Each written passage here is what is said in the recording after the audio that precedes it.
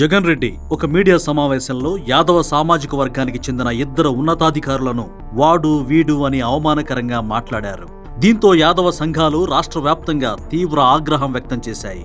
జగన్ వెంటనే క్షమాపణ చెప్పాలి అంటూ నిరసనలు ప్రారంభించాయి. అసలు విషయం ఏంటంటే, నిన్న మీడియా సమావేశంలో జగన్ మాట్లాడుతూ ఒక ఫోటోను చూపించాడు. ఆ ఫోటోలో ఉన్న వ్యక్తి pollution control board chairman P Krishnaiah.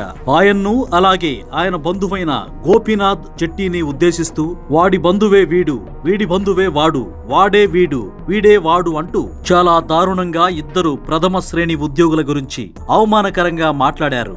Gopinath Jatti Visakha range డిఐజీగా ఉన్నారు. ఇక్కడ జగన్ బాధ ఏంటంటే, కల్తీ నెయ్యిపై సుప్రీంకోర్టు నియమించిన సిట్ లో గోపీనాథ్ జట్టి సభ్యుడిగా ఉండటమే. అతను ఎక్కడా జగన్ కు లొంగట్లేదు, అందుకని నేరుగా టార్గెట్ చేశాడు. అంతేకాదు, గతంలో గోపీనాథ్ జట్టి తిరుపతి ఎస్పీగా ఉన్నప్పుడు జగన్ కు అత్యంత సన్నిహితుడైన ఎర్రచందనం స్మగ్లర్ కొల్లం గంగిరెడ్డిని విదేశీ న్యాయస్థానాలను ఒప్పించి మరీ భారత్ కు తీసుకొచ్చి జైల్లో పెట్టారు.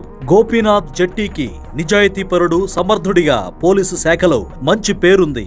జగన్ ప్రభుత్వ హయాంలో విశాఖ మన్యంలో పెరిగిన గంజాయితో పాటు దాని మూలాల్ని పెకిలిస్తున్న జట్టీపై జగన్ అహంకారం ప్రదర్శించారంటూ పోలీసులు మండిపడుతున్నారు. PCB chairman P Krishnaiah, senior IPS అధికారి గోపీనాథ్ జట్టీని వాడు వీడు అంటూ తక్కువ చేసి మాట్లాడడంపై బీసీ సంఘాలు మండిపడుతున్నాయి. పలు జిల్లాల్లో ర్యాలీలు నిర్వహించడంతో పాటు జగన్ దిష్టిబొమ్మలు దహనం చేశారు. కర్నూలు, ప్రకాశం, అనంతపురం, గోదావరి జిల్లాల్లో యాదవ సంఘాలు ఆందోళనలు నిర్వహించాయి. రోడ్లపై నిరసన వ్యక్తం చేశాయి.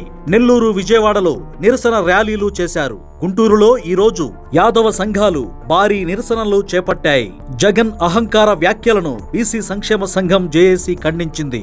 జగన్ బహిరంగ క్షమాపణ చెప్పకపోతే పోరాటం తీవ్రతరం చేస్తామని బీసీ నేతలు హెచ్చరించారు.